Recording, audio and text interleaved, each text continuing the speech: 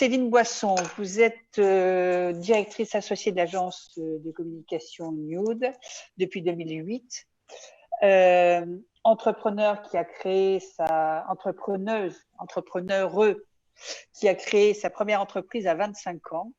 Donc, ça mérite effectivement de le souligner. Vous êtes membre du COPIL, donc de toute femme, toute communicante, qui est membre de l'association Comment. Céline, donc, alors, est-ce que la publicité est toujours le summum du sexisme, ou bien est-ce qu'on commence à percevoir une autre image des femmes? À vous de nous dire.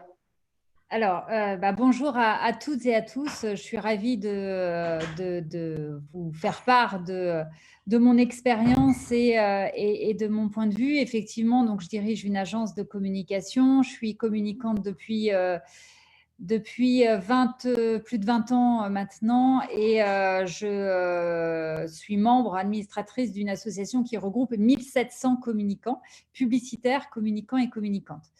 Donc, oui, le sexisme, évidemment, est dans la communication. Je n'invente rien, je ne vous invente et je ne vous apprends rien. Il est là depuis toujours, il est encore là. Malgré toutes les mesures que nous avons pu mettre en place, par exemple des demandes de la RPP, qui est anciennement le bureau de vérification de la publicité, donc qui doit valider l'ensemble des publicités, que ce soit de l'affichage ou des spots TV ou radio. Notamment de ne pas retoucher, par exemple, les femmes sur les photos. Or, les marques de mode retouchent tout le temps. Alors, moins maintenant, je dois pointer, je voudrais que mon discours soit quand même optimiste parce que les choses bougent. Mais néanmoins, il ne faut pas baisser les bras, mais les choses commencent à bouger. Donc, on a une vraie responsabilité en tant que communicants et communicantes parce qu'il y a des études qui montrent que 80% des femmes sont gênées, voire complexées par les publicités qu'elles voient. Effectivement, on avait lancé dans le sein de Comment un film qui retraçait toutes les communications depuis les années 60. Et la femme, elle fait la cuisine, elle fait le ménage, elle prend beaucoup de douches en se caressant délicatement. Donc, elle est complètement en dehors de la vie réelle. Et or, la publicité, ça doit être le reflet de la société et ça doit être aussi le reflet de la vie réelle. Et c'est pour ça qu'on se bat, nous, dans la communication, car en France, il y a 52% de femmes, si je ne me trompe pas.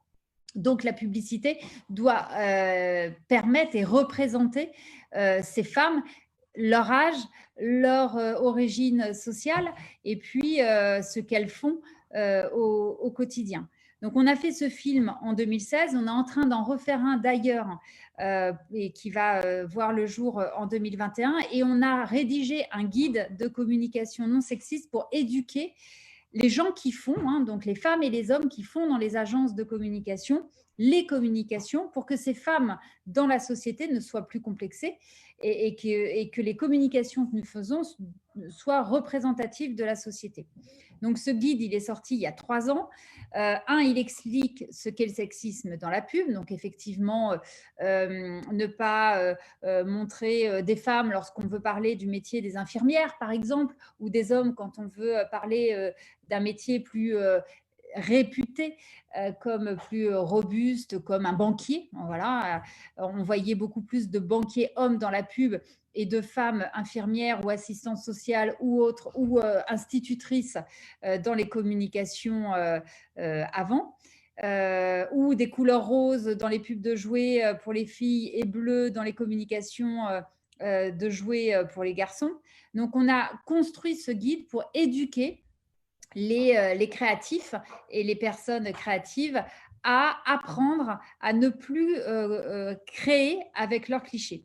Or, il y a un autre souci, notre combat, il est double, il est en interne dans les agences et puis en externe. En interne parce que 4% de la population à la tête des équipes créatives sont des femmes. Donc, 96% sont des hommes. Donc, c'est les hommes qui créent. C'est les hommes qui créent les communications, notamment dans la cosmétique ou dans la mode. On a vu tous les scandales qu'il y a eu pour Saint-Laurent.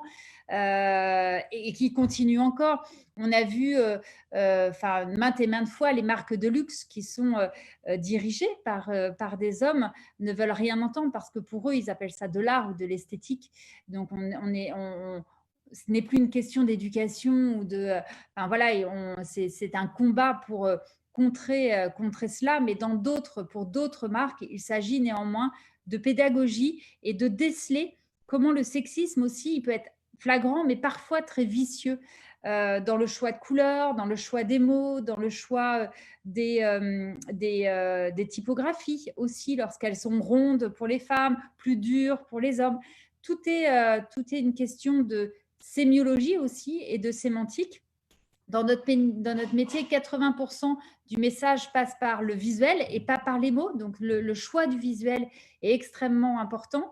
Et cette éducation, on l'a fait depuis 4 ans. Et dans ce fameux guide, on a déterminé des critères pour que la communication soit égalitaire. Donc, donner l'information de la parité, par exemple. Quand on est dans une communication globale, on a autant d'hommes que de femmes. Pas plus de femmes pour passer un message de douceur, par exemple, ou d'hommes pour passer un message de solidité ou de confiance. Dans les communications de voiture, par exemple, donner un rôle à la femme identique à celui de l'homme. Ce n'est pas l'homme qui conduit et la femme dénudée à côté qui le regarde. Ou quand elle conduit, elle se gare mal. C'est une publicité de Citroën d'il y a quelques années encore. Donc voilà, donc ce guide a fait bouger les lignes quand même, a permis de faire prendre conscience que le sexisme continuait à exister et qu'il fallait le contrer et surtout éduquer nos jeunes générations à ne pas tomber dans les travers. Et puis à travailler aussi sur des actions, des événements en interne dans les agences et chez les annonceurs, là aussi pour dénoncer le sexisme dans l'entreprise, puisque même dans la communication, évidemment, il existe. Il y a une différence de salaire entre les hommes et les femmes à un même poste de plus de 20%. Je pense qu'on est de très, très mauvais élèves. On nous croit avancer dans la communication, mais finalement, on ne l'est pas tant que ça. Et on a lancé une ligne d'écoute au sein de Comment pour les femmes et les hommes victimes de harcèlement sexuel dans les agences, mais aussi dans les entreprises, qui a été lancée il y a 2 ans. Et ça a été lié à un sondage qu'on a fait qui a duré 5 jours pour que les gens se manifestent. Et en 5 jours, il y a eu 350 témoignages qui a donné ensuite lieu à des choses qui ont vraiment bougé, puisqu'il y a des agences qui ont été condamnées, des grandes agences qui ont été condamnées. Et puis des associations aussi professionnelles dont certaines personnes ont démissionné à la suite de rumeurs qui duraient et qui insistaient. Donc les choses bougent dans les agences, mais notre responsabilité est tellement grande en tant que communicant et communicante parce qu'on est le reflet de la société. Et quand je parlais de ces 80% de femmes qui étaient complexées par la publicité, il était temps de pouvoir agir. C'est aussi le cas de cette campagne que vous avez vue au début. Je pense que comme les choses n'avancent pas assez vite, je pense qu'il faut choquer à un moment donné. On a le pouvoir en tant que communicant et communicante et le pouvoir des médias de pouvoir avoir une aura et dénoncer des choses. Donc ces campagnes combatives, militantes permettent aussi aux femmes de pouvoir prendre conscience qu'elles sont victimes et qu'elles peuvent agir. Et puis, il y a la RPP, qui est ce bureau de vérification de la communication, qui laisse quand même passer encore quelquefois des choses, a quand même agi et a permis à certaines marques, notamment des marques de mode. J'en citerai une parce que je trouve qu'elle est assez exemplaire en la matière, qui est Kiabi, qui est une marque pour toute la famille, qui ne retouche plus les photos, qui a une représentativité des femmes jeunes, moins jeunes, de toute corpulence, parce que là aussi, c'est représentatif de la société et c'est quelque chose qui va, je pense, permettre à cette marque ou à ces types de marques de générer de la préférence, puisqu'aujourd'hui, les entreprises et les consommateurs sont de plus en plus engagés quel qu'il soit, dans l'alimentaire ou dans la parité ou dans ce que l'entreprise, la façon dont l'entreprise fonctionne. Et ce type de marque qui s'engage et qui s'engage jusqu'au bout permettra de générer une préférence de la marque auprès du consommateur et sera une stratégie gagnante. Donc, voilà ce que je peux dire sur la publicité. J'ai déjà peut-être trop parlé. Je voulais être concise, mais aussi avoir un discours, non pas ça y est, tout est réglé, parce que rien n'est réglé et c'est le jour où on baissera les bras qu'on perdra, donc le combat doit rester. Mais les choses avancent petit à petit quand même. Et je trouve que ces derniers mois et cette dernière année et demie dans notre monde de la communication nous l'a prouvé.